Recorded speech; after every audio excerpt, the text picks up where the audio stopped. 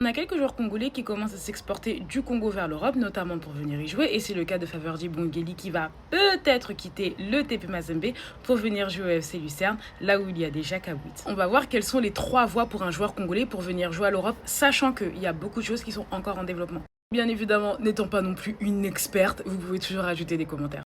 Vous avez le repérage direct ou le scouting, ça a été le cas avec Bokani, avec Bemba ou avec Kabananga. Il faut savoir que c'est un réseau qui est historiquement tenu par les Belges et il s'appuie sur des correspondants locaux qui connaissent soit les joueurs, soit les académies. Et ensuite, ces correspondants-là font remonter l'information. Par exemple, vous avez Fabio Baglio qui est assez connu dans le milieu, qui, il me semble, avait recruté Bokani à Anderlecht, mais aussi Chancel Bemba. Celui-ci travaille main dans la main avec Max Moquet, qui est aussi le président du MK Étanchéité. Ce réseau a été considéré comme longtemps le réseau officiel pour aller jouer à Anderlecht ou encore en Belgique. Et étant donné que le scouting est principalement fait par des Belges, pour un Congolais qui souhaite venir jouer en Europe, c'est beaucoup plus facile de passer par la Belgique ou encore par la Suisse et ensuite de rejoindre d'autres clubs européens. Si vous regardez un peu la carrière de Chancel Bemba, c'est ce qui s'est passé. Par contre, c'est beaucoup plus difficile pour un joueur congolais d'aller s'exporter en Angleterre parce que vous avez le système à points. Le scouting, c'est la voie la plus ancienne, mais c'est aussi la voie qui est le moins cadrée institutionnellement, où toute la confiance, elle repose un peu sur des intermédiaires.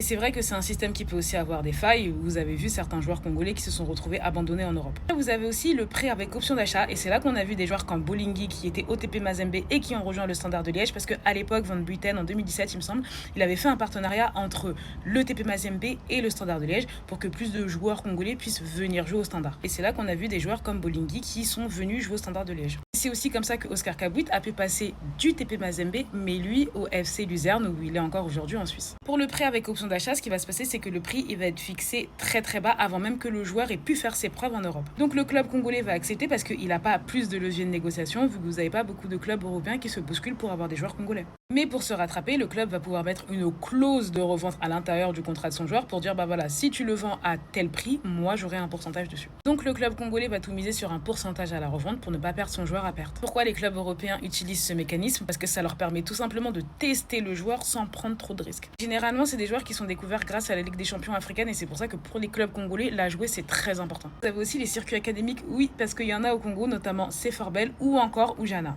Comment se passe ce système? Vous avez un joueur qui est repéré dans une académie locale. Ensuite, vous avez un intermédiaire étranger à l'académie, en tout cas, qui va rentrer en contact avec l'académie. Généralement, cet intermédiaire connaît du monde en Europe. Donc, c'est soit un manager, soit un ancien joueur qui est devenu ambassadeur, soit une agence de scouting dont le but est un peu de visiter les académies locales. Ensuite, l'académie et cette personne vont organiser une occasion de se montrer. Donc, ça va par exemple être des tournois à l'étranger où ces jeunes joueurs vont aller et montrer leurs preuves. C'est comme ça que vous avez 2 joueurs de l'académie des Aigles du Congo qui ont signé à AZ Alkmaar après un tournoi aux Pays-Bas. Après, vous avez le partenariat direct où vous avez des clubs européens qui envoient directement leurs entraîneurs sur place pour repérer et former les joueurs. Ça, vous avez des académies qui sont un peu plus spécialisées dedans et c'est le deal qu'il y a entre Eagles Joli City et le Royal Antwerp en Belgique. Après, si le club européen est convaincu, il pourra proposer aux joueurs soit un contrat, soit un essai. Après, moi, ce que je trouve un peu dommage avec ce système, c'est que souvent, vous avez des joueurs qui sont livrés à eux-mêmes. Tout va reposer sur la confiance. Donc, si la personne, elle est sérieuse, c'est OK. Si la personne, elle est pas sérieuse, bah, le joueur, il est dans la merde.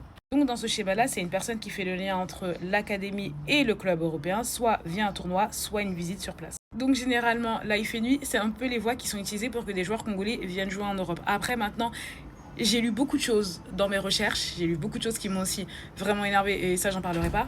Mais voilà, il y a quand même un circuit qui est mis en place et je pense qu'il tend vraiment à se développer.